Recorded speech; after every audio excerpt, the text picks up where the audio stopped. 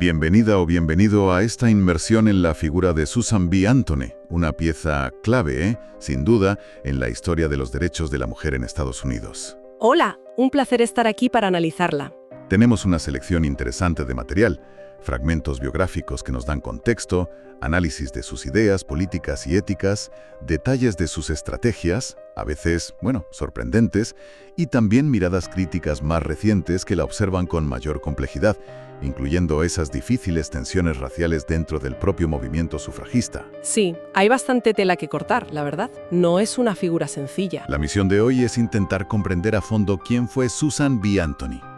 No solo sus ideas más conocidas, sino cómo las defendió, por qué generó tanta controversia en su tiempo y por qué su legado sigue siendo, objeto de debate. Queremos ir más allá de la imagen icónica y explorar las complejidades de su activismo. Exacto, ver las luces y también, las sombras o las zonas grises. Quizá una buena forma de entrar en materia es ese momento casi cinematográfico, Anthony siendo arrestada y llevada a juicio por algo tan simple y a la vez tan revolucionario para una mujer de su época como votar en las elecciones presidenciales de 1872. Ese acto del desafío dice mucho de su forma de pensar, ¿verdad? Vale, empecemos a tirar de ese hilo. Desde luego, ese episodio es muy potente y muy representativo. De familiarizado, son un grupo religioso con una fuerte tradición de igualdad y pacifismo. ¿Cómo marcó esto sus primeros años, según lo que hemos leído? Definitivamente. Ese entorno cuáquero fue fundamental. Los análisis biográficos destacan que le inculcó desde muy temprano la idea de la igualdad moral inherente a todas las personas. Aunque la crianza era, según describen, bastante estricta, se habla de pocos juguetes, mucho énfasis en la introspección, en buscar la luz interior, había un trato igualitario entre hijos e hijas y una valoración clara de la educación para ambos. Ajá. Hay una anécdota reveladora que se cita a menudo. Un maestro se negó a enseñarle división larga porque no era para chicas y su padre, indignado, montó una escuela en casa para asegurarse de que recibiera la misma formación que sus hermanos. Vaya, eso ya apunta maneras. Y luego, su experiencia como maestra también parece ser un catalizador importante. Totalmente. Al empezar a trabajar como maestra, se topa de bruces con la desigualdad salarial. Descubre, como detallan los textos, que los maestros hombres ganaban casi 5 veces más que las mujeres por el mismo trabajo. ¿5 veces más? Sí, una barbaridad. Esa injusticia flagrante la impulsa a organizarse y a exigir públicamente mejores salarios para las maestras. Podríamos decir que ahí empieza su carrera como activista. Y pronto conecta con las grandes causas reformistas de su tiempo. El movimiento por la templanza, esto es, la lucha contra el abuso del alcohol que tenía efectos devastadores en las familias, y, de manera muy significativa, el abolicionismo, la lucha por la erradicación de la esclavitud. Claro. Es en esos círculos donde conoce a figuras que serían cruciales, como Elizabeth Cady Stanton, con quien formaría una de las alianzas más potentes del siglo XIX. Interesante cómo esas luchas iniciales por la igualdad salarial o contra el alcohol la llevan al activismo más amplio. Ahora, aunque no fuera una teórica académica, desarrolló un pensamiento político muy sólido.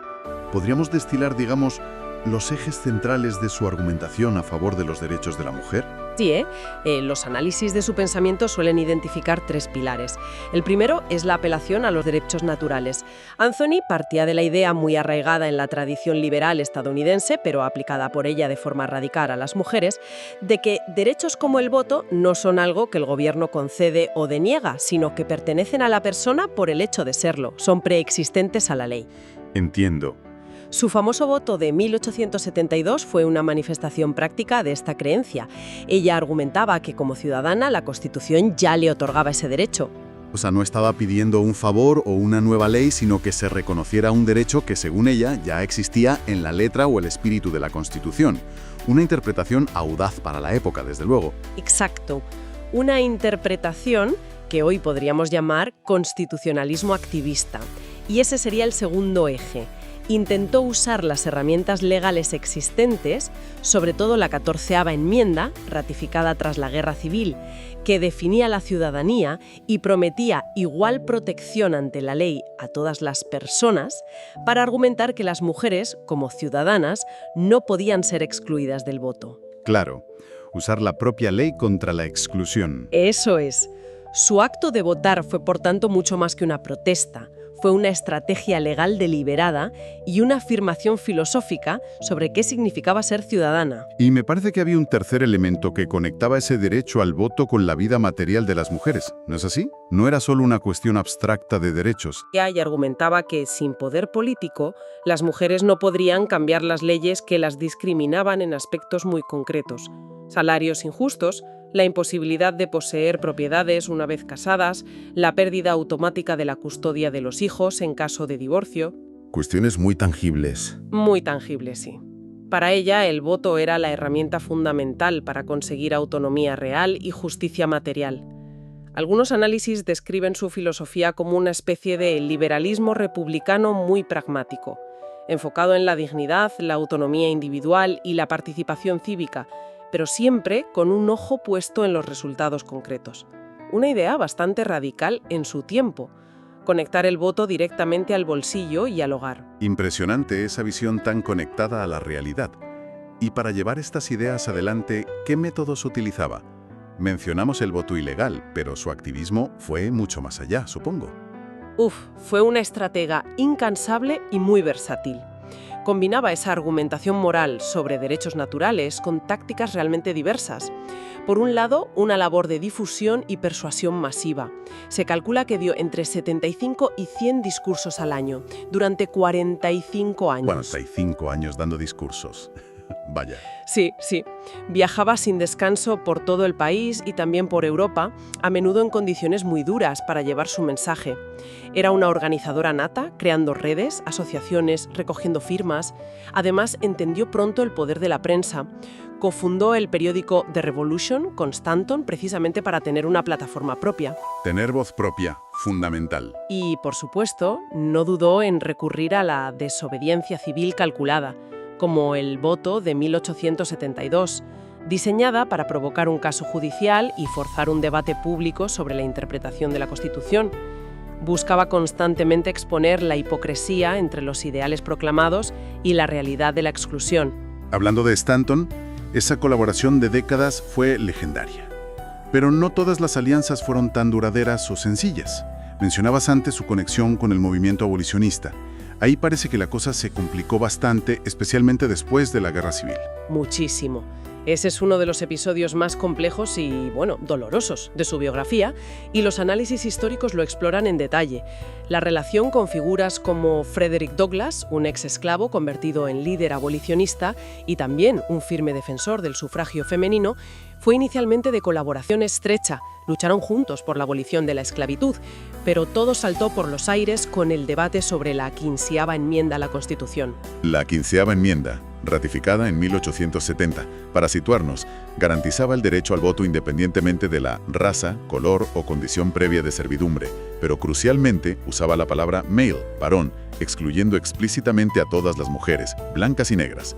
Y ahí Anthony y Stanton se sintieron profundamente traicionadas, ¿no? Exacto. Habían pospuesto su lucha por el sufragio femenino durante la Guerra Civil, creyendo que tras la victoria de la Unión y la abolición, llegaría el momento de la igualdad para todos, hombres y mujeres, blancos y negros. Ver que se proponía una enmienda que enfranquizaba a los hombres negros pero dejaba fuera a todas las mujeres fue un golpe durísimo. Un jarro de agua fría, imagino. Totalmente. Sintieron que sus antiguos aliados las abandonaban, priorizando la raza sobre el género. El artículo de Mimi Young, por ejemplo, analiza cómo esto fracturó el movimiento por los derechos civiles. Es en este contexto que Anthony pronuncia esa frase tan citada y controvertida: «Me cortaré este brazo derecho antes de trabajar o demandar el voto para el negro y no para la mujer». Una frase que refleja una frustración y una rabia enormes. Vaya, lo de cortarse el brazo, eso revela una intensidad tremenda. Choca un poco con la imagen más serena que a veces se tiene de ella. Y esta ruptura tuvo consecuencias organizativas, claro. Sí, llevó a la división del movimiento sufragista. Por un lado, Anthony y Stanton fundaron la NWSA, National Women's Suffrage Association, que se opuso a la 15ª enmienda tal como estaba redactada y abogó por una nueva enmienda federal que garantizara el voto femenino. Por otro lado, figuras como Lucy Stone y Henry Blackwell crearon la AWSA, American Women's Suffrage Association, que, aunque también quería el voto femenino, decidió apoyar la 15ª enmienda, considerándola un paso adelante necesario para los hombres negros, esperando que el turno de las mujeres llegara después. Dos estrategias enfrentadas. Completamente enfrentadas. Este conflicto, como señalan los análisis críticos, plantea un dilema que sigue siendo relevante en muchos movimientos sociales. ¿Se debe luchar por la universalidad total desde el principio, aunque eso pueda retrasar cualquier avance? ¿O es legítimo aceptar avances parciales para un grupo, priorizando estratégicamente con el riesgo de dejar a otros atrás, o incluso usar retóricas problemáticas en el proceso? Claro, el eterno debate de lo ideal frente a lo posible, o lo estratégico. Eso es. La decisión de Anthony y Stanton y algunas de las argumentaciones que usaron en ese momento han sido muy cuestionadas posteriormente, sobre todo desde lo que hoy llamamos perspectivas interseccionales. Hablemos de eso, de la interseccionalidad. Es un término que se usa mucho ahora. ¿Podrías explicar brevemente qué significa en este contexto, para que todos lo tengamos claro? Claro. La interseccionalidad es un concepto que nos ayuda a entender cómo diferentes formas de discriminación, como el sexismo, el racismo, el clasismo, etc., no actúan de forma aislada, sino que se cruzan, se solapan, creando experiencias de opresión únicas y específicas. Entendido. En el caso de Anthony, las críticas interseccionales examinan cómo su lucha por los derechos de las mujeres, el eje del género, interactuó con la cuestión de la raza y, en menor medida, la clase social. Vale, y esas críticas señalan que, a pesar de su pasado abolicionista, su enfoque posguerra civil tuvo puntos ciegos importantes respecto a la raza. ¿Es así?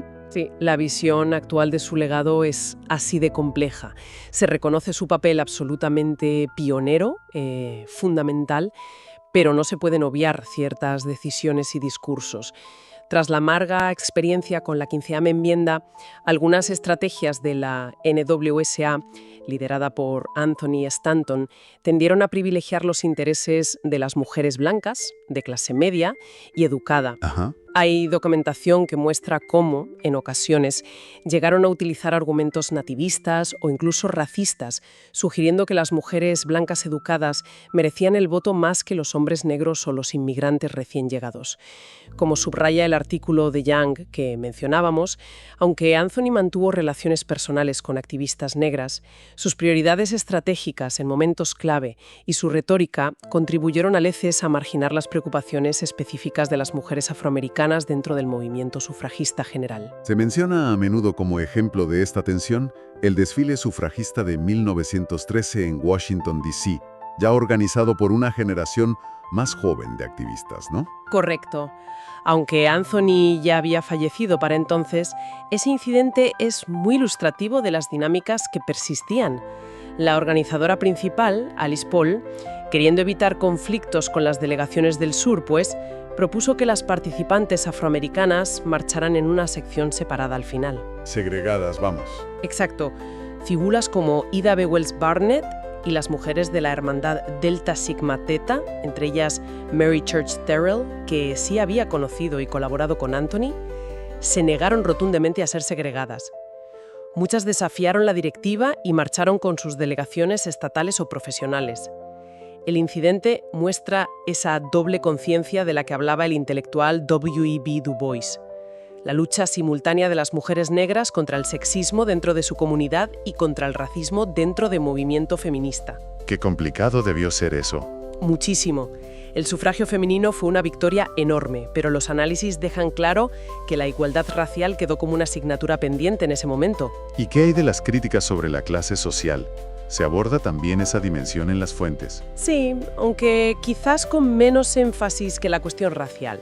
Algunas investigaciones sugieren que el foco de Anthony en el voto y los derechos de ciudadanía formal, siendo crucial, no siempre conectó tan directamente con las luchas específicas de las mujeres obreras o trabajadoras industriales, cuyas preocupaciones a veces giraban más en torno a las condiciones laborales o la organización sindical. Claro, otras prioridades más inmediatas quizá. Podría ser. Si bien, como decíamos, Anthony sí vinculó el voto a la autonomía económica general, salarios justos, derecho a la propiedad. La crítica apunta que su movimiento representó predominantemente los intereses de mujeres de clase media y alta. Es importante decir que estas críticas no buscan borrar su legado, ni mucho menos, sino ofrecer una comprensión más completa y matizada, situada en su contexto histórico y social. Entendido. Después de todo este recorrido por sus ideas, tácticas, alianzas y las complejidades de su figura, ¿cómo resumiríamos el legado de Susan B. Anthony? ¿Qué perdura hoy de todo aquello? Pues yo creo que varias cosas fundamentales. Primero, esa potente idea de la ciudadanía activa, no como algo que se tiene pasivamente, sino como algo que se ejerce y se reclama, incluso a través de la desobediencia si es necesario. Su voto de 1872 es el gran ejemplo de esto. Sí, esa idea de yo soy ciudadana actuó como tal. Exacto. Segundo, la conexión intrínseca que estableció entre derechos políticos y condiciones materiales de vida. Esa idea de que la democracia debe traducirse en justicia económica y social sigue estando en el centro de muchos debates actuales sobre desigualdad, ¿verdad? Totalmente de actualidad. Y también nos deja esa tensión inherente a los movimientos sociales, ¿no? Entre los grandes ideales y las estrategias necesarias para avanzar. Sin duda. El dilema sobre cómo formar coaliciones, cuándo y cómo hacer concesiones, qué batallas priorizar, eso es algo perenne, algo que no ha cambiado. Los movimientos feministas posteriores, como señalan los análisis, han bebido enormemente de su tenacidad y su capacidad organizativa, pero también han trabajado conscientemente para superar las limitaciones de su enfoque, adoptando esas perspectivas interseccionales que mencionábamos, prestando atención explícita a cómo el género se cruza con la raza, la clase, la orientación sexual, etc. O sea, aprender de lo bueno y corregir lo que no lo fue tanto. Eso es. Y su ejemplo de desobediencia civil como herramienta para retar leyes injustas sigue inspirando a activistas en todo el mundo. Y su figura, a pesar de todo, sigue siendo un ícono potente en Estados Unidos. Se recuerda la moneda de dólar con su cara, la primera mujer no alegórica en una moneda estadounidense, su lugar en el National Women's Hall of Fame. Incluso recibía un indulto póstumo de Donald Trump en 2020 por aquella condena de 1872. Sí, un gesto simbólico, claro. Y claro, la 19ª enmienda, la que finalmente concedió el voto a las mujeres en 1920, aunque ella no llegó a verla aprobada, murió en 1906, se conoce popularmente como la enmienda Susan B. Anthony, un reconocimiento tremendo. Desde luego, su nombre quedó ligado para siempre a esa conquista. Entonces, si tuviéramos que sintetizar, Susan B. Anthony fue una estratega brillante, una organizadora infatigable y una defensora apasionada de la autonomía y los derechos de las mujeres, cuyo trabajo fue indispensable para la conquista del sufragio en Estados Unidos. Pero su historia es también un espejo de las tensiones, los compromisos difíciles y las dolorosas contradicciones que a menudo atraviesan los movimientos que buscan cambiar el mundo, especialmente cuando se cruzan el género y la raza. Creo que esa es la clave, sí.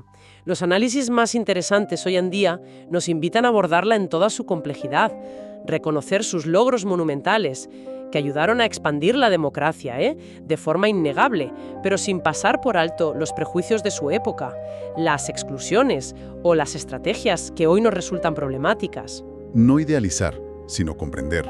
Exacto.